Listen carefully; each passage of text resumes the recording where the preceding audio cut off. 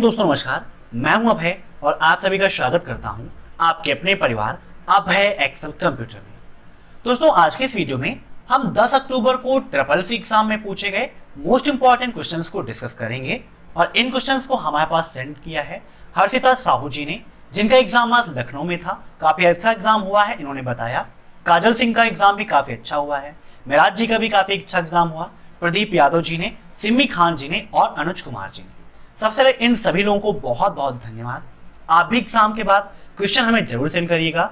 अगर आप व्हाट्सएप पर सेंड करना चाहते हैं तो हमारा व्हाट्सएप कॉन्टेक्ट है 8181871106। इसके अलावा फेसबुक या इंस्टाग्राम पर आप अभय एक्सेल कंप्यूटर सर्च करके क्वेश्चन हमें सेंड कर सकते हैं। अगर आप मेल करना चाहते हैं तो हमारी मेल है abhayexcelcomputer@gmail.com। इसके अलावा अगर आप कमेंट बॉक्स में भी क्वेश्चंस को लिख देंगे तो वहां से भी उन क्वेश्चंस को हम ले लेंगे और अपनी क्लासेस में आपके नाम के साथ उन क्वेश्चंस को जरूर डिस्कस करेंगे। दोस्तों, एग्जाम देने के बाद बहुत सारे स्टूडेंट्स कमेंट करते हैं कि सर आज मेरे एग्जाम में 90% क्वेश्चंस आपकी वीडियो से और पीडीएफ से आए। बहुत सारे लोग कमेंट करते हैं कि सर 80% आया, 70% आया। वहीं बहुत सारे लोगों के साथ ऐसा भी होता है कि उनके एग्जाम में ऐसे क्वेश्चंस आ जाते हैं जिनसे उन्होंने कभी पढ़ा ही नहीं, और वो भी कमेंट करते हैं कि सर मेरे एग्जाम में एक भी क्वेश्चन आपकी वीडियो से नहीं आए, मेरा काफी सारा टाइम वेस्ट हो गया। अब एग्जाम में क्या आ रहा है, क्या नहीं आ रहा है, ये आप सभी लोग जानते हैं, और जो क्वेश्चंस आप सभी लोग भेजते हैं उन्हीं को हम अपनी क्लासेस में डिस्कस करते हैं। तो टाइम वेस्ट ना करते हुए चलिए शुरू करते हैं आज की क्लास।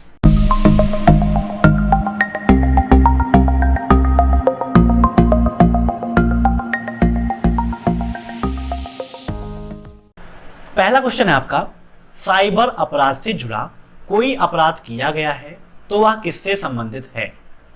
मीन्स कोई ऐसा आपने जुर्म किया है जो साइबर अपराध के अंतर्गत आता है, तो इससे संबंधित जो वर्ड है आपका यहाँ पर वह क्या है, साइबर सुरक्षा है। क्या है, साइबर सुरक्षा, याद रखिएगा। अब नेक्स्ट, सिविजिल ऐप को किसने डेवलप किया है।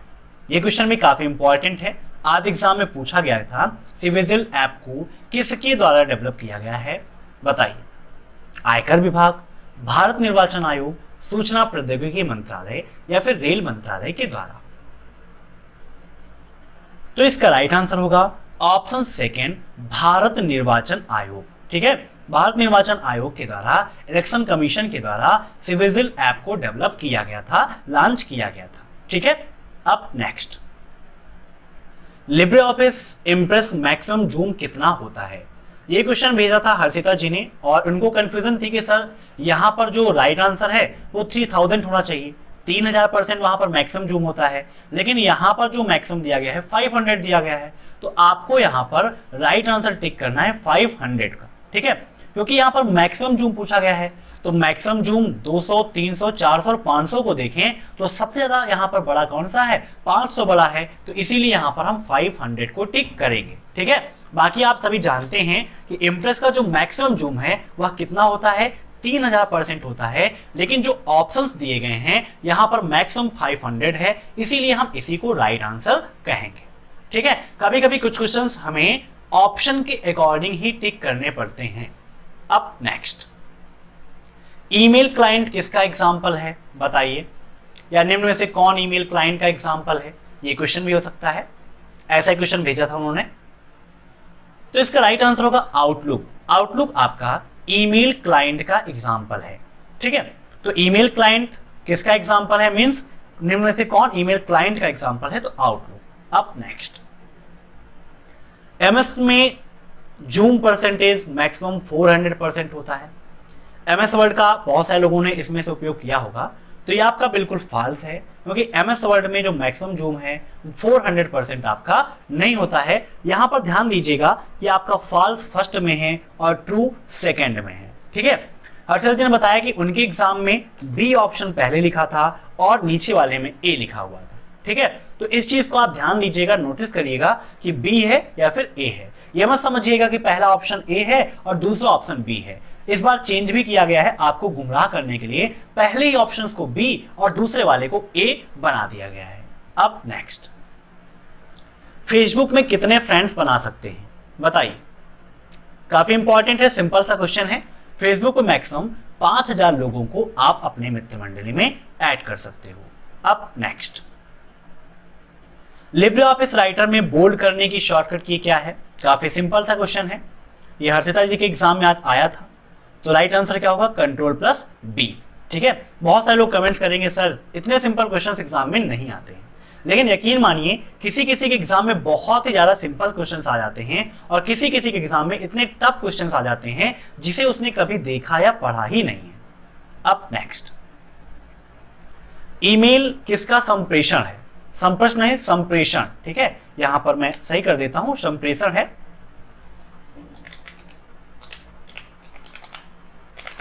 ठीक है, जो लोगों के द्वारा सेंड करके देखा जा सकता है। यहां पर क्वेश्चन जो हिंदी में लिखा गया है काफी ज्यादा आपको डिफिकल्ट लग रहा होगा, है ना, लेकिन इसका राइट आंसर क्या होगा? SMTP। यहां पर सिंपल सा अगर देखें तो ईमेल किसके द्वारा भेजी जाती है, मींस ईमेल भेजने के लिए किस प्रोटोकॉल का उपयोग करते हैं, ये यहां पर पूछा गया। SMTP का फुल फॉर्म क्या है? Simple mail transfer protocol. ठीक है, मेल भेजने के लिए हम SMTP का उपयोग करते हैं, मेल रिसीव करने के लिए अर्थात मेल को प्राप्त करने के लिए हम POP3, ठीक है, POP3 प्रोटोकॉल का उपयोग करते हैं। POP3 का फुल फॉर्म होता है पोस्ट ऑफिस प्रोटोकॉल, नोट कर लीजिएगा। अब नेक्स्ट, वैक्यूम ट्यूब का आविष्कार कब हुआ? बताइए। 1880, 1906, 1890 और 1898। इन्हीं चारों में से आपको ऑप्शन दिए गए हैं, आंसर इसी में से देना है। तो यहां पर थोड़ी सी कंफ्यूजन आप लोगों को हो सकती है, क्योंकि वैक्यूम ट्यूब का निर्माण जो हुआ था वो कब हुआ था? 1904 में हुआ था। कब हुआ था? 1904। ठीक है, 1904 में वैक्यूम ट्यूब का आविष्कार हुआ था, लेकिन 1904 तो यहां पर ऑप्शन है नहीं, तो राइट आंसर यहां पर हम क्या टिक करेंगे? 1906 को टिक करेंगे। कंप्यूटर में काफी सारे अपवाद हैं, कहीं कहीं आपको 1906 भी मिलेगा, लेकिन अगर आप नियरेस्ट देखें तो 1904 के पास में कौन सा आता है? 1906 आता है, इसीलिए हम इस ऑप्शन को टिक करेंगे, क्योंकि 1880, 1890, 1898 बहुत ही ज्यादा यहां पर पुराना हो चुका है। ठीक है, समझ गए? वैक्यूम ट्यूब का आविष्कार 1906 में यहां पर माना जाएगा। किस पीढ़ी में इसका प्रयोग हुआ? तो फर्स्ट जनरेशन में इसका उपयोग हुआ था। अब नेक्स्ट, नाबार्ड की स्थापना किसने की थी? बताइए। नाबार्ड क्या है? आप सभी जानते हैं कि ऋण देने वाली संस्था है और इसकी स्थापना किया था शिवरमन कमेटी ने। ठीक है, याद कर लीजिएगा, काफी इंपॉर्टेंट है, अक्सर एग्जाम में पूछा भी जा रहा है। अब नेक्स्ट, 50 रुपए के नोट का साइज 66 mm 150 mm स्क्वायर होता है। बताइए, ट्रू या फॉल्स? तो इसका राइट आंसर होगा ऑप्शन फर्स्ट, फॉल्स, क्योंकि ये 66 mm इंटू 150 नहीं होता है, ये आपका कितना होता है? 66 mm मल्टीप्लाई, आपको लगाना है यहां पर ये सिंबल। ठीक है, कॉपी कर लेते हैं यहां पर इसको हम, 135 mm होता है। ठीक है, ये होता है उसका डायमेंशन, उसका आयाम, याद रखिएगा। अब नेक्स्ट, HTTP का पूर्ण रूप क्या है? अब इससे सिंपल क्वेश्चन आपको क्या मिलेगा? तो HTTP का फुल फॉर्म क्या होता है? Hyper text markup language. क्या होता है? हाइपर टेक्स्ट मार्कअप लैंग्वेज, याद रखिएगा, काफी इंपॉर्टेंट है। अब नेक्स्ट, ASCII का पूर्ण रूप क्या है? बताइए। ASCII, इसका फुल फॉर्म होता है American standard code for information interchange. क्या होता है? American standard code for information interchange, याद रखिएगा, काफी इंपॉर्टेंट है। अब नेक्स्ट, UFS का पूर्ण रूप क्या है? बताइए। UFS का पूर्ण रूप क्या है? तो राइट आंसर होगा इसका यूनिवर्सल फ्लैश स्टोरेज। क्या होगा? यूनिवर्सल फ्लैश स्टोरेज, याद रखिएगा, काफी इंपॉर्टेंट क्वेश्चन है और न्यू क्वेश्चन आज एग्जाम में पूछा गया था। अब नेक्स्ट, अगर आप C3 सेल पर हैं तो होम की प्रेस करके कहां आ जाएंगे? मीन्स अगर आप कैल्क में C3 सेल पर हो और होम की प्रेस करोगे तो कहां पर आओगे? आइए विद प्रैक्टिकल हम कैल्क में देखते हैं। ये आपका कैल्क ओपन है, जूम कर लेते हैं। ये है हमारी C3 सेल। कौन सी सेल है ये? C3। नेम बॉक्स में आप सभी लोग चेक कर सकते हैं, है ना। तो ये आपकी C3 सेल है। अब यहां पर हम दबाते हैं होम की। क्या करते हैं? होम की। तो हम कहां पे आ गए हैं? देखिए A3 पे आ गए हैं। कहां पे आ गए हैं? A3 पे। मीन्स C3 पे थे और होम की प्रेस किए तो कहां पे आ गए, A3 पे आ गए। अगर कंट्रोल प्लस होम करते तो हम A1 सेल पर आ जाते। कहां पे आते, A1 सेल पे। तो राइट आंसर यहां पर क्या हो जाएगा हमारा, A3। यहां पर ऑप्शन नहीं लिखा गया है, A3। ठीक है, ऑप्शन थर्ड इज राइट, याद रखिएगा। अब नेक्स्ट एक बार थोड़ा सा चेक कर लेते हैं फिर से हम। C3 पे यहां पे हैं और होम की प्रेस करते हैं तो A3 पे आ गए। ठीक है, राइट आंसर क्या होगा, A3। अब नेक्स्ट, दो या दो से अधिक टोपोलॉजी के संयोजन को क्या कहते हैं। टोपोलॉजी आप सभी के लिए काफी इंपॉर्टेंट है, काफी ज्यादा क्वेश्चंस टोपोलॉजी से पूछे आ रहे हैं।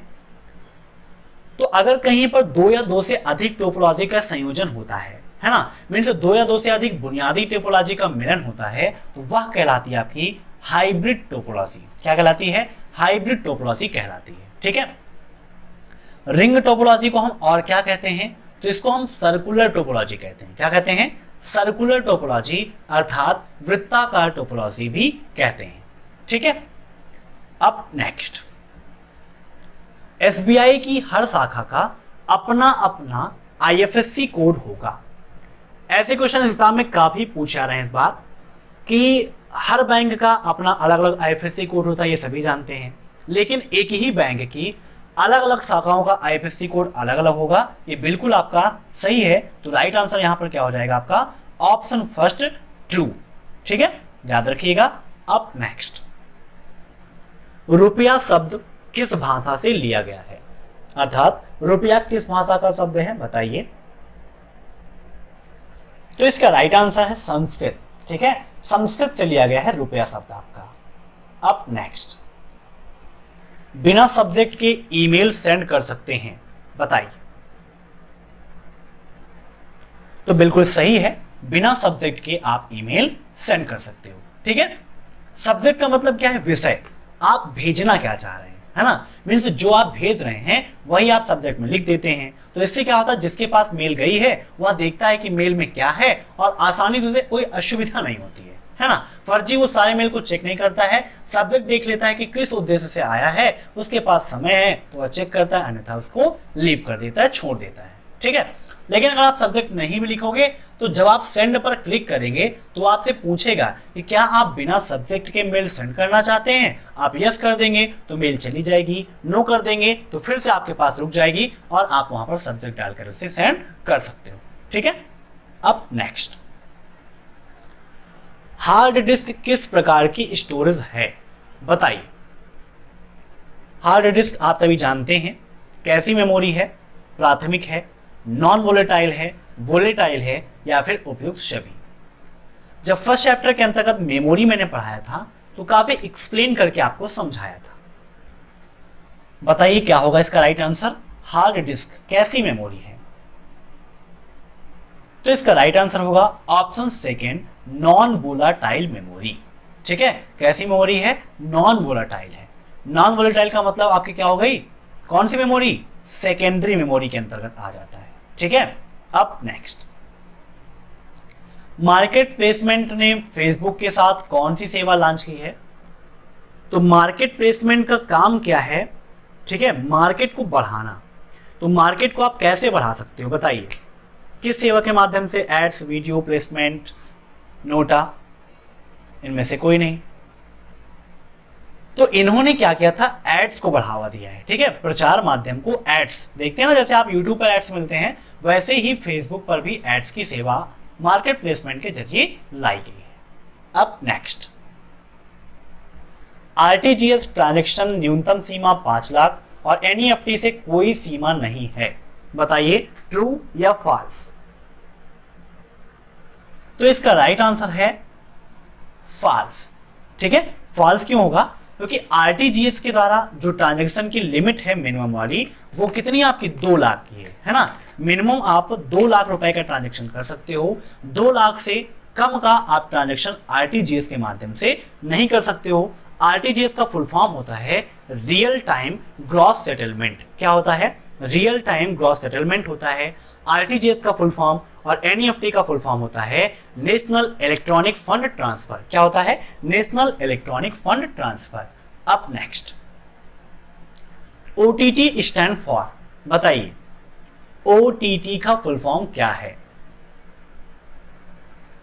तो OTT का फुल फॉर्म होता है ओवर द टॉप। क्या होता है? Over the top. याद रखिएगा, इंटरनेट से संबंधित एक फुल फॉर्म है।